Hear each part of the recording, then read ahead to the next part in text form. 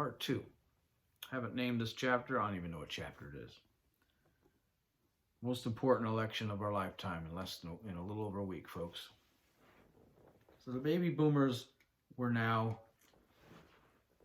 had the tools, the first generation to have all the tools necessary to affect cultural change.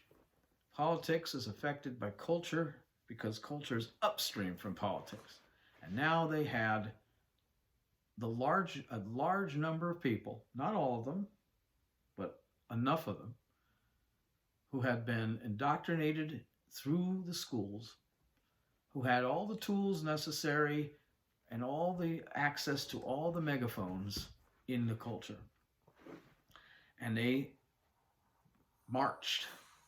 And they had their love-ins and their sit-ins and their this-ins and their that-ins. And they had all this stuff. They grew their hair. They pushed against culture, pushed against norms. They pushed against morality. They pushed away all the, they broke the taboos. They burst the envelope. They did everything they could to push back against what they thought was the problem. They had every kind of wacky excuse as to why they did what they did. And there was a number of college professors at certain universities that were teaching them subliminally or straight out the benefits of communism and socialism and Marxism and anti-capitalism. And they were being raised on the more and more traditionally immoral behavior. And morality became something that was on a sliding scale and relative to situation and person and times and whatnot. So moral relativism was infused into this group, this very large generation. Again, not all of them, but enough of them. And then something happened. They realized that it is one thing to fight against the man, which is an uphill battle. It's better to be the man. How do we do that? So as I said before, they decided to get into, many of them, into areas of, and professions that could affect culture. So they became teachers, professors. They got into the media. They got into government. They became lawyers and judges. They got into Hollywood. They got here and they got there. And they pushed out the right. They pushed out the Republicans. They pushed out conservatism and traditionalism, constitutionalism, and capitalism. They marginalized it. There was a time before the 60s where there was some balance. There might have been more Democrat actors, but the owners of the studios were Republican. There was always some form of balance. There might have been a couple of wackadoodle professors on some college campuses, some long-haired hippie who suddenly got tenure. But the old guard, the traditionalists, the ones that stuck to the curriculums that were tried and true and proven and working, they had enough of those to balance it out, push back. But as time went on, and these baby boomers, as the new batches of them, because remember that goes all the way through 1964, as they were growing up and they were adding to the roles of the people in these professions, they slowly overwhelmed those professions and pushed out as many of the right-wingers, Republicans, conservatives, traditionalists, constitutionalists, pro-Americanists, et cetera, as they possibly could. And now, Hollywood, music industry, government, academia, mainstream media, filled to the brim, 90%, 95% in some cases, liberal, progressive, radical. And the rest are marginalized, they are unheard from, they are not known, they are a whistling in the wind, they are drummed out, ostracized pariahs. And now they own the culture. And they have since the 60s. They own it lock, stock, and barrel. And since the 60s, all the improvements of man, all the anti-racism, all the fighting against the segregationists, and the Democrats who fought tooth and nail to keep civil rights from happening, all this effort slowly eroded because of what the Democrats did when it became illegal to discriminate. Remember, just because they couldn't enslave any black people, for instance, didn't mean the Democrats couldn't discriminate. Segregation, poll taxes, KKK, fighting against anti-lynching laws, fighting against civil rights. These were all forms of oppression and forms of racism, whatnot, and bigotry. These were ways of keeping blacks on the plantation or under control or whatever you want to call it. Same with the eugenicists and the Margaret Sangers and the founder of Planned Parenthood and all these other people who try to sterilize black women to keep the numbers of black people at a controlled number versus the amount of white people, to keep the race pure. This was all Democrat. This was all by Democrats. All. Without exception, folks. But now it was illegal. The Republicans passed the Civil Rights Bill. There was more Republicans who voted for it, like both number and percentage. Without them, the Civil Rights Bill Act of 1964 would not have passed. It was a Republican bill. It was a Republican bill when it was brought up in the 50s and slammed by the Dixiecrats like Lyndon Johnson and Al Gore Sr. and William Fulbright and Robert KKK Byrd and all their ilk.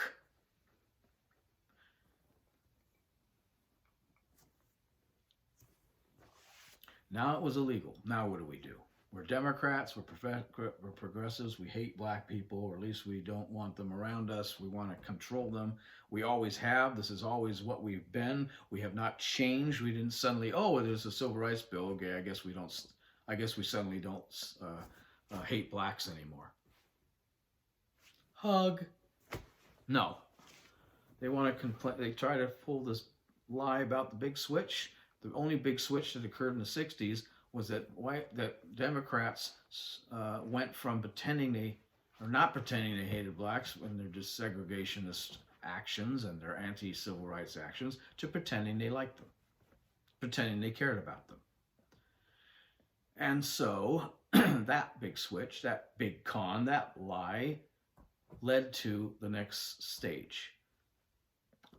And that is getting blacks to vote Democrat despite themselves and despite the fact that they're going to put them in low-income housing, tenement housing, and keep them poor and keep them dependent on the government for as long as possible. In other words, keep them on a metaphoric or figurative plantation for as long as possible. But not only are they doing it, they're voting for us to keep us doing it to them. That was the great con. And they got this inspiration from FDR. As I mentioned before, FDR was met prior to his election in 1932, and even probably during his first term anyway, by all the union bosses and many organizations, the KKK and many others, who said, look, you can have your New Deal, you can do all these work programs and trying to help people help the people with the Great Depression and all this jazz. But if you want our support, and without it you do not become president, and without it you do not stay president, without it you do not have much of the power that you crave from unions and all the stuff that made FDR powerful and made him voted president 4 different times. Without our support, you're dead in the water. So we're telling you, Franklin, you can have your New Deal, but the blacks better not have the same deal that the whites have. They better not get the same breaks, the same numbers, the same benefits, the same, they better get less. and they better get substantially less than the whites. We won't put up with it. We don't want those black people having what the whites have, because, like you, Franklin, you believe like us, fellow Democrats who never liked blacks ever, and was not any different in the 1930s. Franklin Delano Roosevelt not only agreed, he complied, he agreed. And if you look at the record, black people were made exceptions to much of the New Deal. White people and others, no problem. But blacks got less of a deal. They got less of a handout. They got less of a break. But they had no choice but to comply to blacks. Up until the 1930s, most blacks were Republican. They knew what side their bread was buttered and by whom it was buttered. They knew that the Republicans gave them freedom, fought against slavery, fought to give them and successfully gave them citizenship, fought to give them and successfully gave them the vote, and had been on their side since the early days of abolition. They understood this. This was not a question. But Republicans were not of a mind then or now to just give out free stuff willy-nilly. And FDR was peddling free stuff in many ways. And he was dangling that little carrot in front of blacks. To them, it was a matter of life or death. And FDR knew it. He knew they would have to accept it, many of them, because they would have no choice. In a Great Depression, you would take crumbs over starvation, even from your enemy.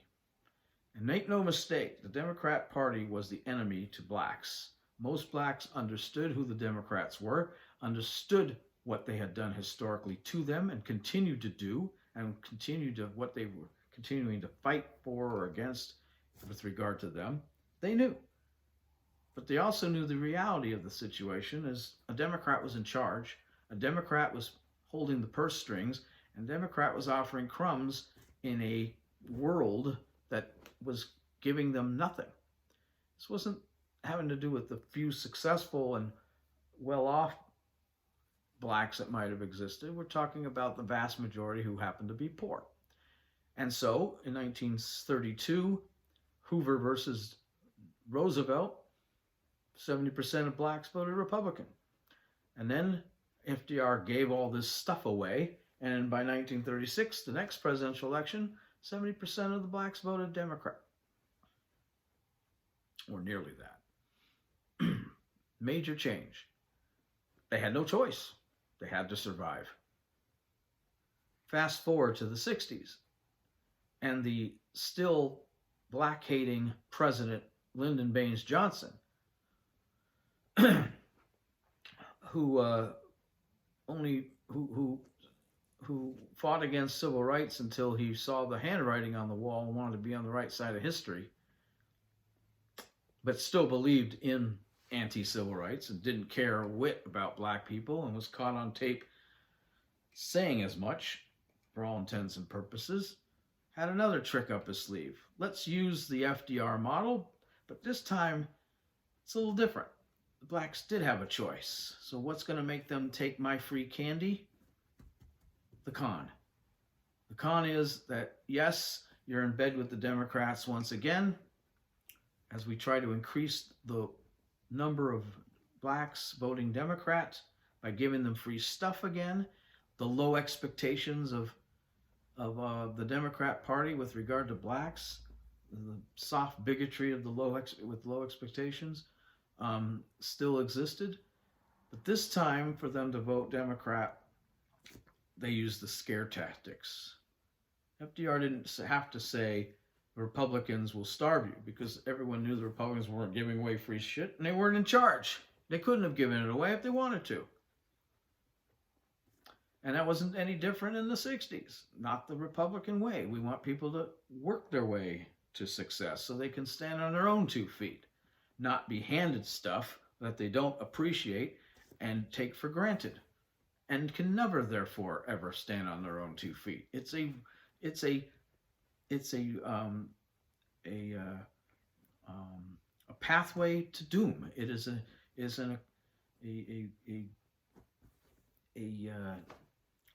a means to perpetuate misery. But the Democrats don't care. All they care about is pulling the lever for the Democrat by as many people as possible. So they lied.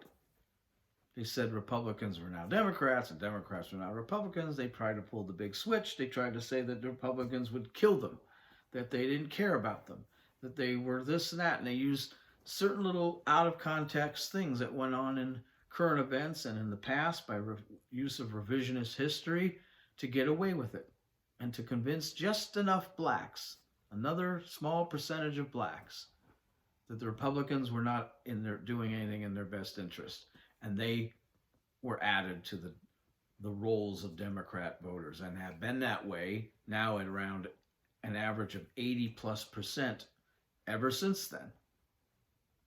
All the while, and from that moment since, and even from decades before that time, the 60s and since, the Democrats have been doing the blacks no favors while they've been in charge, which is mostly the case in big cities where most of the blacks have been.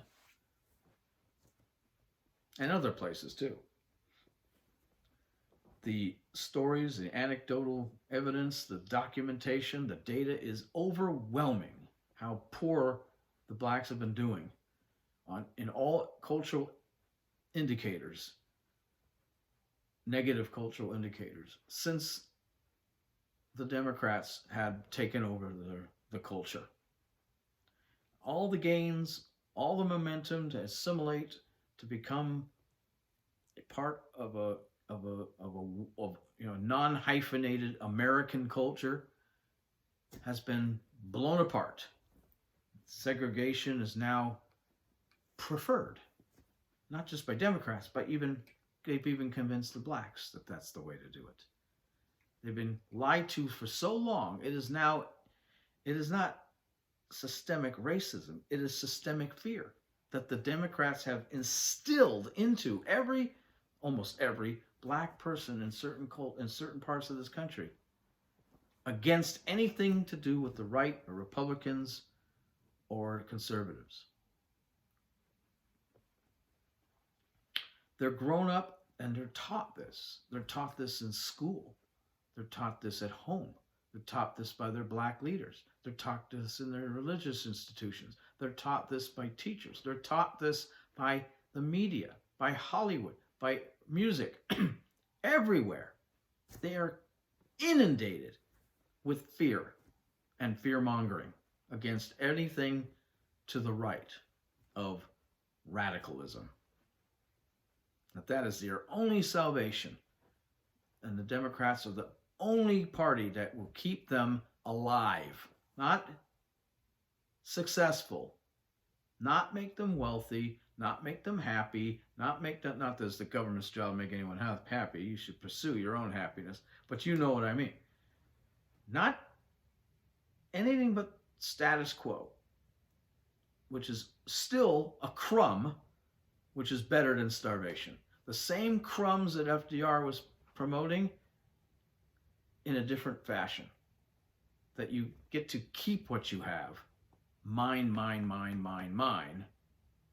And it won't be taken away as long as you don't vote Republican. And if you do, it will be taken away. That's the fear that is being thrown out today. And they use that. And they use that fear and those lies, and they ignore and hide the evidence of their own dastardly deeds and their own poor management of inner cities and blacks and their black community and their disdain for them and their constant being discovered about really how truly racist they are historically and contemporaneously. They hide all that. They shove it under the rug. And now they've got many, many, many more black people actually fighting against their own self-interest to maintain this lie. Folks, there's nothing more evil than what I just laid out for you. But it is the truth. In the final part, we'll talk about why you need to vote and for whom. Catch you on the next one.